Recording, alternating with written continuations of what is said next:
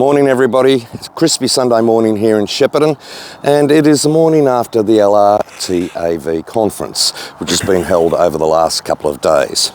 Now, one of the guest speakers at this conference was a bloke called Shane Pendergast. Good bloke, and Shane would be considered one of Australia's foremost experts in ABS, EBS, and just about every other acronym that you can think of. He works for a company called Air Brake Systems that you can see in the foreground. But Shane, in what I find quite an ironic twist, owns a truck which has never heard of any of those systems at all.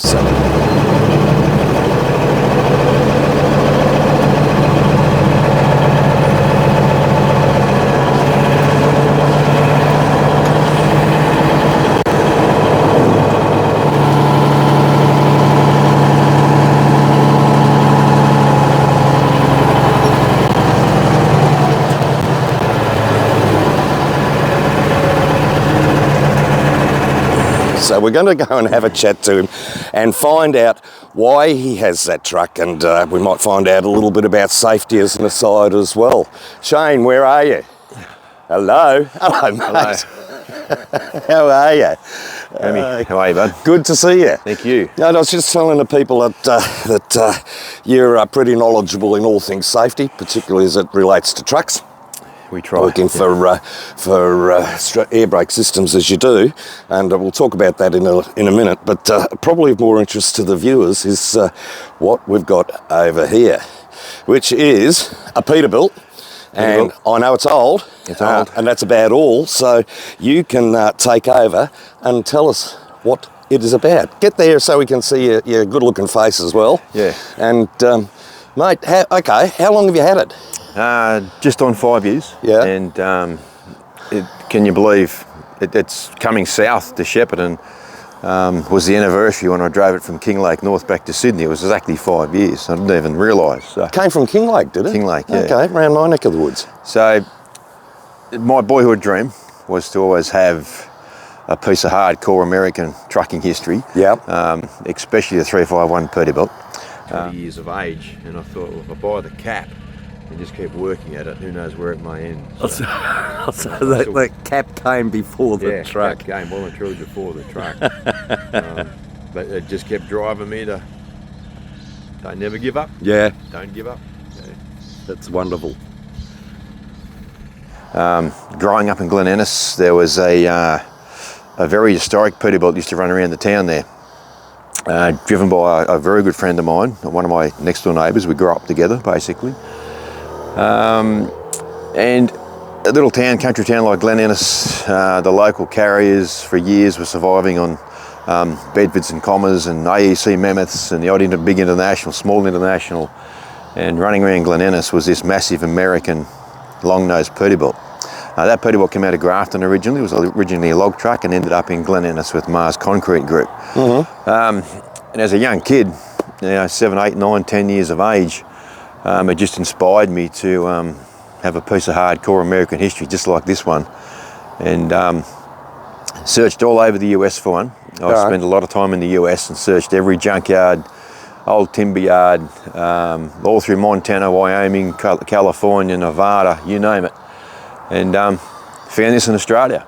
It was an incredible story. After all that travel, there was one at home.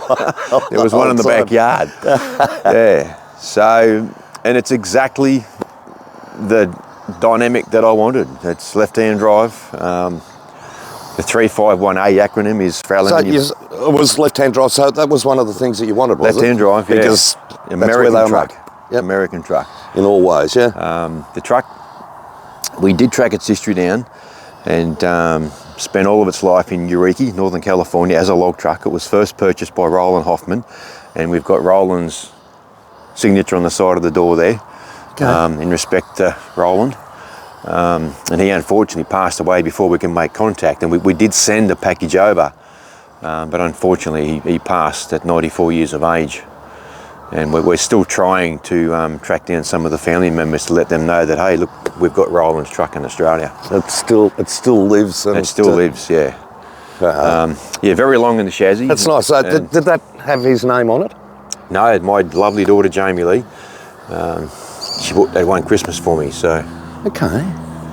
Well, it's nice, and it's a nice ode to the original owner. completely isn't it? surprised, and my lovely daughter, both my daughters are very well connected with life and good things in life generally, and that's something that they just did behind my back. So That's very cool. Respect the rust. respect the rust. And I bought that sticker in Nashville. Did you? Yeah, at a museum. Now the 777 on the bonnet. You beat me to my next question. I haven't done a lot of research on the 7, but apparently the 7 represents it's got a godly number. He must have been a very religious man, I'd say. Okay. And that was painted on the bonnet. You can see the undershadows. Lucky it's not 888, isn't it? Yes. Or no, 666. I think. 666. Yeah. So you got 777. It was painted there, so I've got new stickers made up, and so it doesn't lose that piece of history. Yep. And he's also got number 7 on the top of the gear knob. Okay. Yeah. Interesting. Yeah, it'd be nice if you could find out more about that. Maybe if you can get hold of the family. Yeah, that'd be they lovely. might be able to give you those They're all still details. alive. We've seen them in Facebook and we've sent them messages, but getting them to make contacts it just hasn't come to fruition at this stage. But It'll come. Okay, Yeah. so motive power. it left the factory with an NTC 335 Cummins. It has got not the original block, but it has got the original NTC 335 Cummins in it. Left the factory with 5x4 Spicer transmissions, twin stick. Yeah. They would have been removed, I'd say, possibly in the late 70s, when twin stick transmissions weren't a thing anymore. Yeah. And someone fitted the 13-speed overdrive to it, which is very nice. So, big truck for its day, 38,000 pound diffs in the back end. Long chassis, being a logging spec, and what gives it away as a logging spec is the air horn is on the other side of the cab below the roof line. Oh, okay. Yeah, and it would have started its life with just one very short exhaust to avoid sticks and debris in the bush in the logging industry. So Yep. yeah, Wow. And she goes. it goes How well does she go? very well. You going to give us an idea? Hasn't missed a beat. So Yeah, have you wound it out? yeah, absolutely. And Yeah. what do you reckon she specifications- could do on the road, given there were no legal ramifications?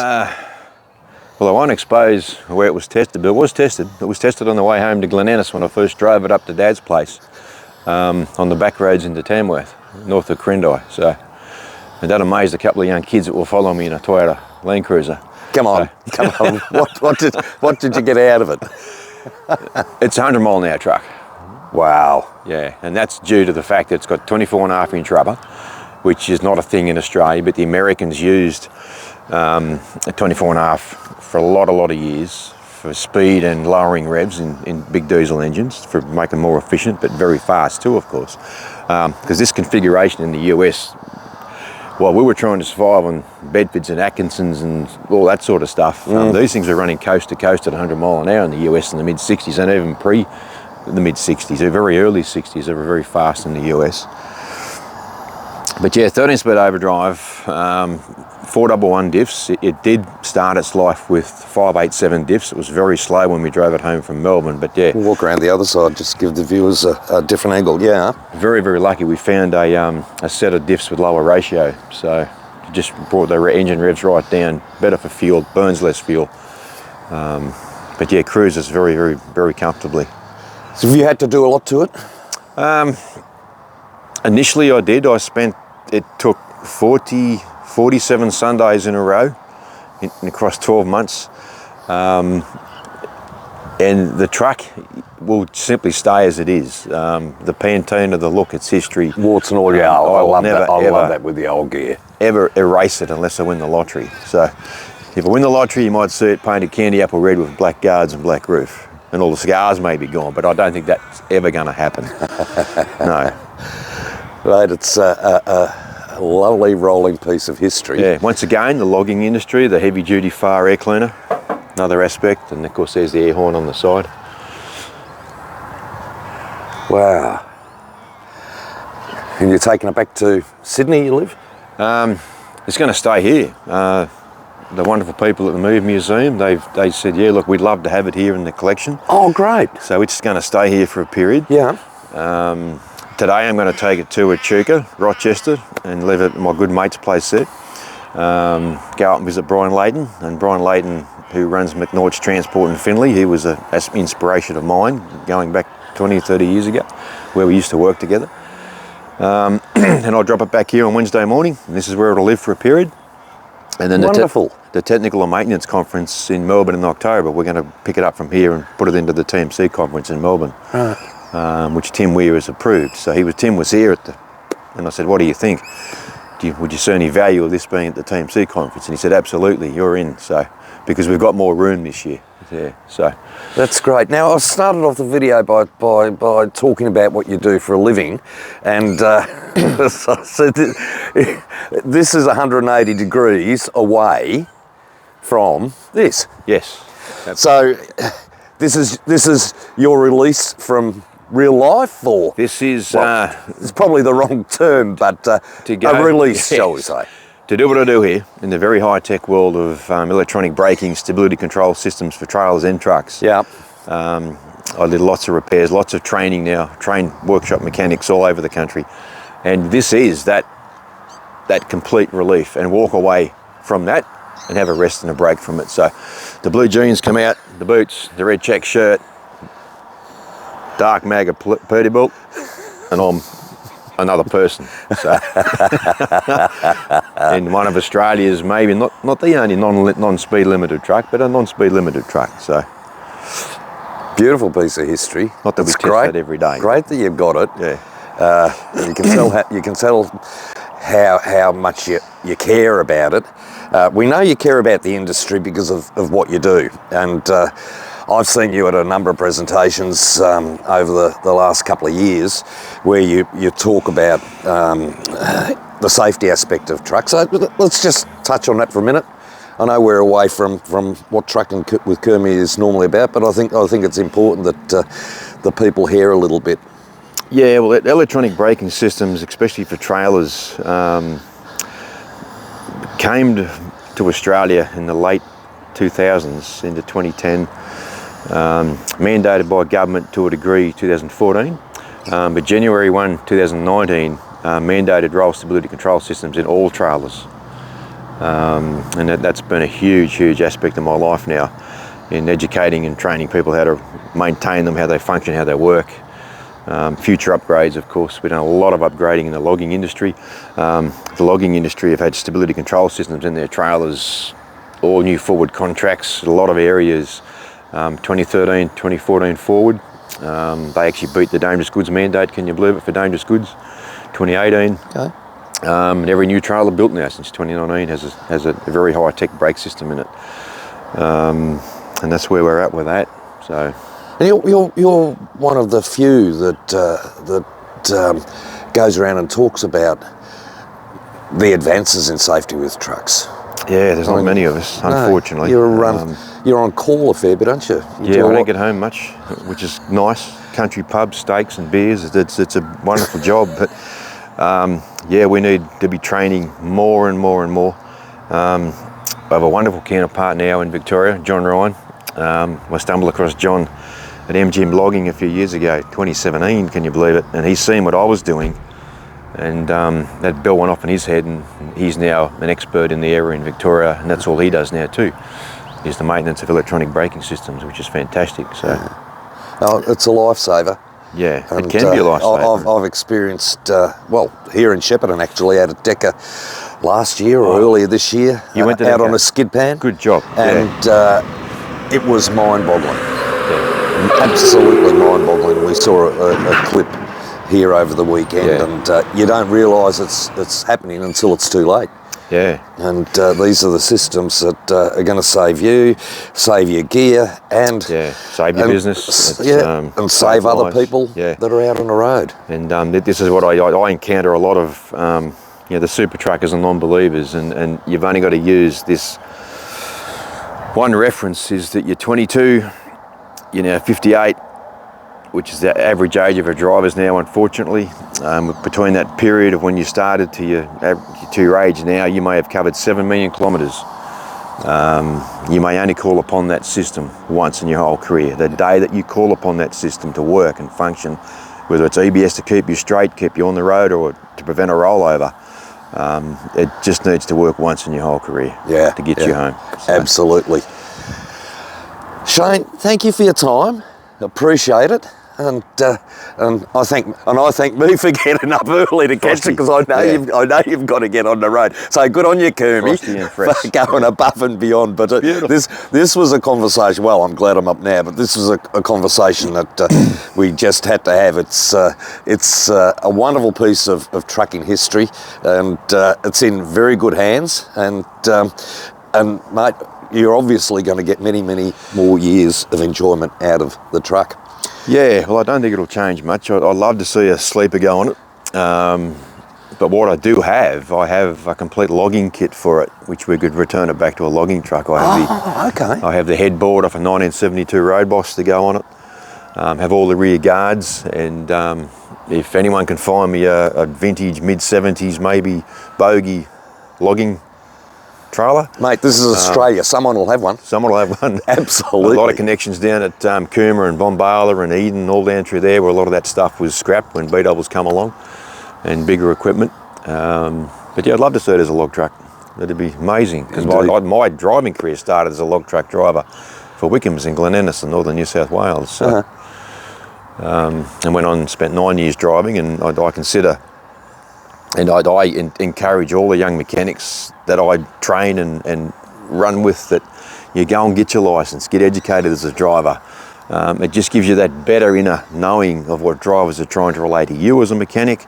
And that time I spent driving for Hardy's Haulage, that's where I learned all about trucks. Braking, suspension, steering, road dynamics, road networks, high crown country roads, dirt roads, the New South Wales RMS, Vic Police, court dates, all rolled up in a wonderful big training package in the industry. So, and you know, you spend 120 hours a week in a truck, as we used to do. That's when you learn about trucks as a mechanic.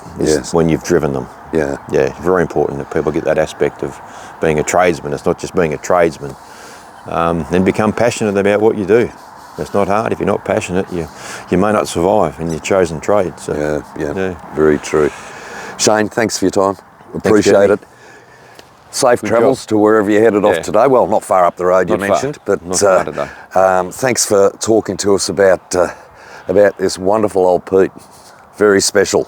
Yeah, very special. Good on you, mate. We'll see you soon. Thank you. Never got to actually see this all come to fruition, unfortunately. Oh, didn't you? I was chasing something, but never got to see it. So.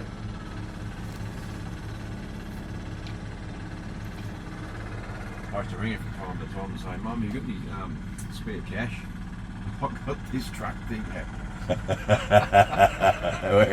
We've all done that. But she never got to see it happen. So. It's a shame. That's not the original seat. No, very close to its vintage though, early 70s. Oh, okay. Both them seats are brand new. We found them in Brisbane. So did you tell me what year this was? You probably did. 65. Right, okay. That specialises in rebuilding engine compressors. What, this? Air brake systems? Yeah. And my counterpart up at Hornsby, Peter Bagnall, he's done across the course of a lot of years, about 20 odd thousand compressors, and he rebuilt that one for me. And that's what's the tag on the side there. A very special rebuild for a special truck. Peterbilt 351A air brake systems. Cool. And I got him to sign it with a signature that's unfortunately on the other side of the compressor. Dear. Yeah, best laid plans are mice and men. Yeah. But you have a look at what's under the bonnet of a truck these days, same as cars, and it's all so simple relatively, isn't it? Yeah. I had well, what's so special about this thing for me too is that when I started my trade in the earth moving truck repair industry, the very first engine that I was thrown into to rebuild all by myself was one of these small Camp Cumminses. the very first Road Ranger transmission I ever rebuilt by myself in the corner of a shed was a 13-speed Road Ranger. The very first set of diffs I ever rebuilt as an apprentice, probably my second year, was a set of SQHD 38,000 pound Rockwell diffs. So you got 1, 2 and 3 where I cut my teeth. So It was meant to be. meant to be. Absolutely it was. How far will you get in a tank? You've got 2 tanks. Well, that's still under evaluation because and a good friend gave me them 2 tanks. They're Freightliner tanks, which is sort of, they do suit it. The original tanks were absolutely trashed. Yep. And when I first started driving it around, doing what I've done, especially the trip up to Glen Innes, very heavy on fuel. The original fuel pump was obviously very well tickled up, lots of smoke, mountains of smoke, and it was burning about 30 litres an hour, which is not cheap. Right. But now it's got the new fuel pump on it. And a very good colleague and friend of mine organised that to be done for me. Damo, at Western Sydney Concrete. And I can tell you now, without having doing the evaluation, Sydney Wagga to Shepparton, I reckon 10 to 12 litres an hour. They'd cut it in half. Yeah, so I owe Damo big time. Yes, yeah, you do. So does the family fortunes. Yeah, it needed the pump rebuilt. It wasn't good. It was leaking fuel, idling high and rough, and yeah, it's a different truck to drive now because of that fuel pump. So. Wonderful. I just love seeing gear, warts and all. Yeah. I think there's something special. It tells a story. Yeah. The truck itself does it. It doesn't need anyone to speak for it really, because it's there, and anyone that loves the industry looks at something like this and drools. Yeah, it's like when I've promoted Chet's 28 PSI on the tyres, and Chet's there CTI. Oh yes, yeah. And he unfortunately passed away a few years ago now, not most recent, but I last caught up with him at the Brisbane Truck Show, the second or third last truck show it was, and I said to him, look, this thing was rough. To drive it was very rough. And I said, well, what's the minimum? I asked Chet, I said, what's the minimum we can put into that class Michelin tyre? And he said, just put 28 pound, you'll be fine, absolutely fine. And I lowered them all down to 28 PSI, and good bitumen, concrete freeway, it just rides as smooth as a car. Yeah, so I sort of put his signature there in respect. Oh, bobtail? Yeah. Really? Chet's 28. Again, another little piece of history. And it's an ode to someone else, which you've got right throughout the truck, from your mum sitting there in the cab with you, and to Chet, to your mate's name on the wrong side of the compressor. Yeah. It's all part of the ongoing story of a pretty special truck. Yeah, and a very good friend of mine, Andrew Beak. If it wasn't for Andrew, this would never ever have come to fruition, because it was me and him together that drove down to King Lake. We worked on it all day. We had to put an alternator on it. We had to replace all of the crucial air lines that were in very, very, very bad condition. How it made it home was nothing short of a miracle, but we got it home. You could only drive it for about 2 hours, and when you hopped out and stood on the side of the road, you were literally vibrating. We'd just swap over. Yes, yeah. He drove his patrol, I drove his patrol, he drove this, I drove this. It was just amazing. But if it wasn't for Andrew Beak, because it lived at his workshop for just on 12 months, and if it wasn't for Andrew, I had no workshop in Sydney. If it wasn't for Andrew and our partnership there and mateship there, this would never ever have happened. So I'd like to thank Andrew for. You'll never know what does go on behind those